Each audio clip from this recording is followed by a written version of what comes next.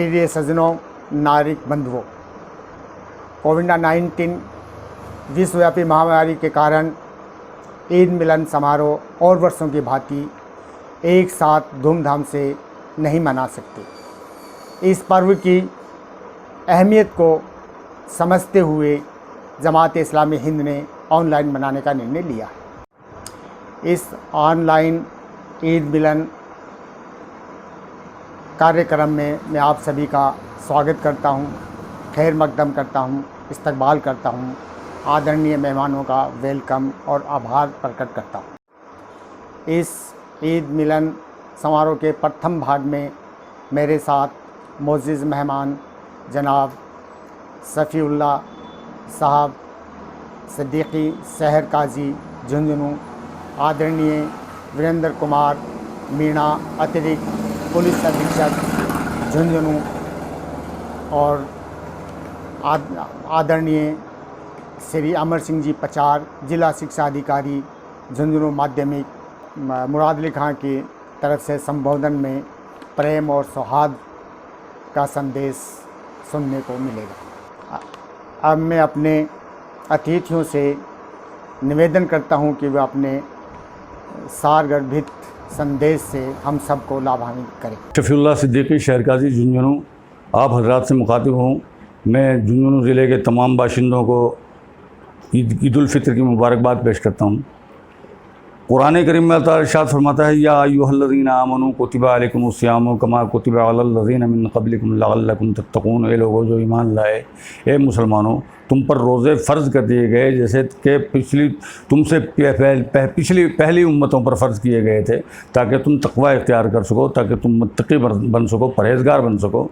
तो ये जो रमज़ान का माह मुबारक गुज़रा, उसमें नेकियों का सीज़न था ये, जिसमें जितनी नेकियां हमसे हो सकें अल्लाह कबूल फरमा ले, जो भी हमसे इबादत हो सकें अल्लाह कबूल करे। और ये ईद जो है वो उसी खुशी में मनाई जाती है। अल्लाह के रसूल ने फरमाया, इन्ना लिकुल्लि कौमिन ईदम व हाज़ा ईदुना, यानी हर कौम की एक ईद हुआ करती है, खुशी का दिन हुआ करता है, एक मसरत का दिन होता है, एक त्यौहार होता है, और ये हमारी ईद है, यानी ये हमारे लिए खुशी का दिन है।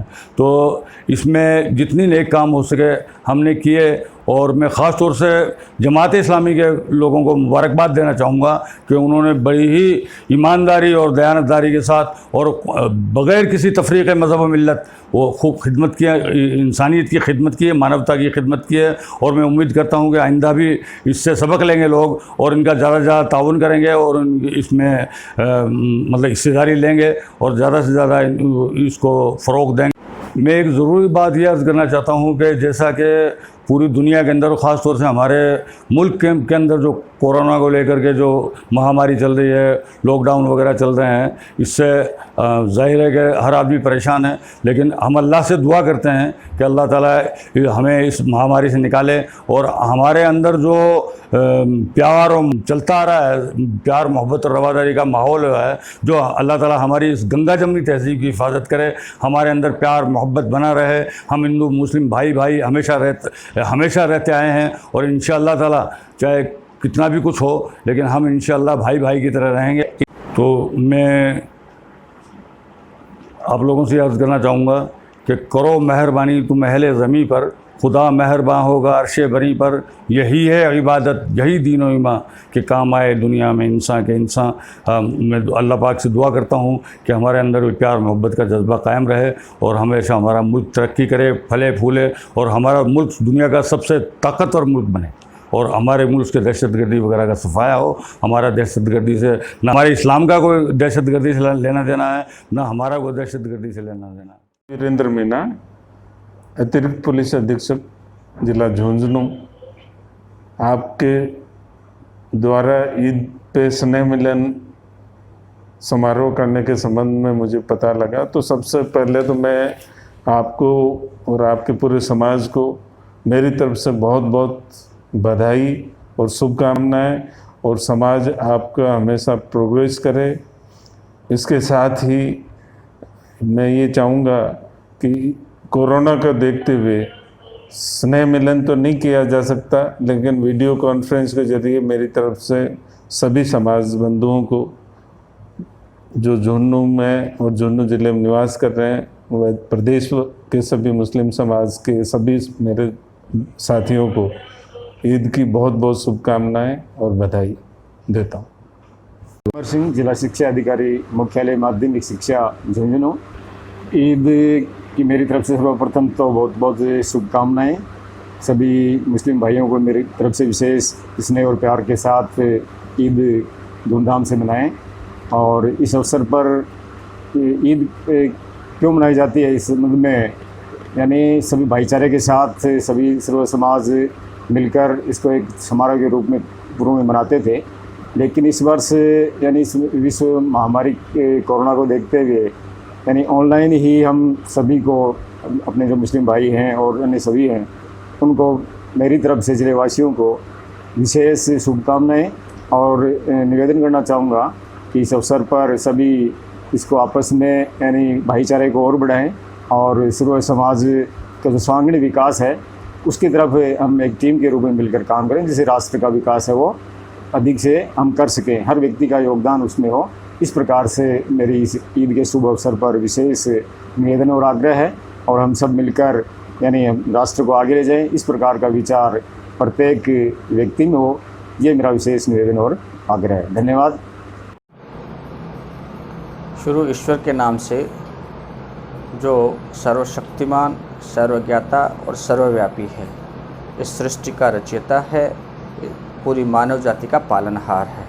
सलाम और शांति सभी ईश दूतों पर जो इतिहास के विभिन्न कालखंडों में इस भूभाग, धरती के भूभाग पर अलग अलग स्थानों पर अलग अलग दौर और युग में मानव जाति के मार्गदर्शन हेतु आते रहे हैं। प्रिय नौजवान साथियों, आदरणीय नागरिक बंधुओं, इस ईद के पावन पर्व पर आप सभी को मेरी तरफ से दिल की गहराइयों से ईद की मुबारकबाद और शुभकामनाएं। ईद मुसलमानों का धार्मिक त्यौहार है। ये इस्लाम में मानवीय मूल्यों का प्रतीक है। इस्लाम ईश्वर की बंदगी का और मानव में भलाई, मुक्ति, समानता और एकता के संदेश का पैरो है। ईद के अवसर पर जो संस्कार हमें सिखाए जाते हैं, अगर उन पे विचार करें तो हम पाएंगे कि लाखों करोड़ों मानव एक साथ ऊंच नीच और अमीर गरीब के भेदभाव को मिटा कर के एक बराबर के समानता के स्थान के ऊपर खड़े होते हैं। ये उनकी समानता की घोषणा और अभिव्यक्ति है। ईद के अवसर पर विशेष प्रार्थना का जो कार्यक्रम है वो ईश्वर की वफादारी, उसके प्रति समर्पण, उसके प्रति पूर्ण आस्था और विश्वास का प्रतीक है। ईद के दिन दिया जाने वाला दान गरीब और पिछड़े हुए, भूख और प्यास के सताए हुए लोगों के प्रति हमारी संवेदना, लोगों के प्रति हमारी चिंता को दर्शाता है।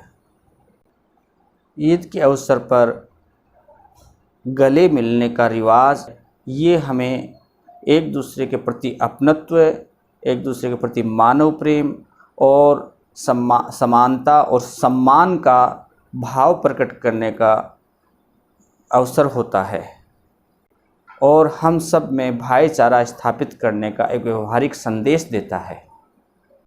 ईद से पूर्व एक महीना रमज़ान का आता है, जिसमें पूरे महीने में उपवास या व्रत रखकर प्रत्येक मानव अपनी समर्पण की भावना ईश्वर के साथ को जोड़ लेता है। उपवास में प्रातःकालीन से लेकर सायंकालीन तक इस बात की घोषणा है कि हम ईश्वर में पूर्ण आस्था और विश्वास रखते हैं।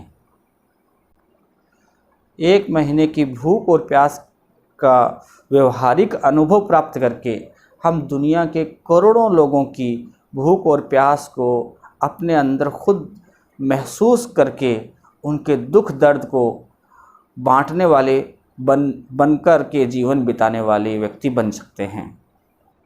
उपवास और व्रत से हमें अपने शारीरिक, मानसिक, आध्यात्मिक विकास का पूर्ण अवसर मिलता है। रोज़ों से हमारे जीवन में इन सब पहलुओं पर भौतिकवाद का जो प्रभाव बढ़ा हुआ होता है, उसके साथ आध्यात्मिकता का संतुलन स्थापित करने का अवसर प्राप्त होता है और हमें अपने ज्ञानेंद्रियों के सदुपयोग और दुरुपयोग का स्पष्ट ज्ञान प्राप्त हो जाता है। हमारी दिनचर्या में आमूल-चूल परिवर्तन हो जाता है। हमारे सामूहिक जीवन में कंप्लीट बदलाव महसूस होता है और हम उसको बड़े खुशी स्वीकार करके अपने अंदर पाई जाने वाले दुर्व्यसन, शराब की आदत और दूसरे नशे की आदत को बहुत आसानी से छुड़ा सकते हैं। पूरे विश्व में एक साथ तमाम मुसलमान रोज़े रखते हैं। इससे वसुधैव कुटुंबकम की भावना का एक जीवंत उदाहरण हमें स्वयं महसूस होता है। महिलाओं, बच्चों और पर्यावरण के संबंध में हमें बहुत ही जागरूक रह करके, संवेदनशील होकर के इसके बारे में इन उपवास के अवसर पर सोचने और समझने का अवसर मिलता है। मैं अपने सभी अतिथियों और श्रोताओं का एक बार पुनः दिल की गहराइयों से आभार प्रकट करते हुए शुक्रिया अदा करता हूँ, धन्यवाद ज्ञापित करता हूँ और द्वितीय भाग जल्द ही आपके सामने प्रस्तुत किया जाएगा।